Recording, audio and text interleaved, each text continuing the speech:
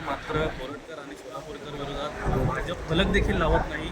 त्यामुळे भाजपचं छत्रपती प्रेम हे दुटप्पी असल्याचा आरोप विजय वडेट्टीवार यांनी केला. असं आहे ना, काँग्रेसवाले कोणीही ही हिंदू द्वेषित आहे. तुम्ही आठवत असाल तो त्यांनी स्वामी समर्थांचा तो अपमान केला. आता काय नाव होतं तो? रामानंदाचार्य.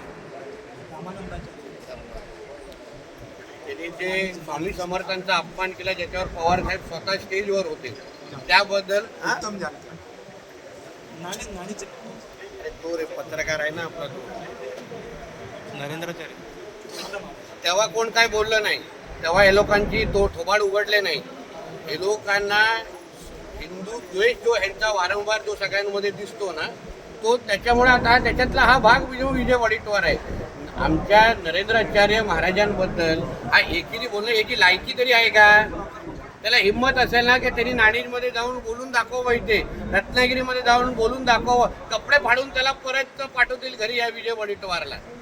म्हणून या विजय वडेट्टीवारांना सांगेल तू तुझ्या लायकीमध्ये राहा, तुझी जेवढा पगार आहे तेवढंच बोल, नाही तर उगाच महाराष्ट्रामध्ये फिरणं अवघड होऊन जाईल.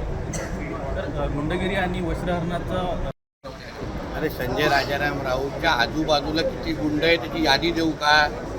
तो पराडकर नावाचा एक टिळकनगरचा गुंड आहे, तो त्याच्या बाजूला बसून पत्रकार परिषद घ्यायचा संजय राजाराम राऊत.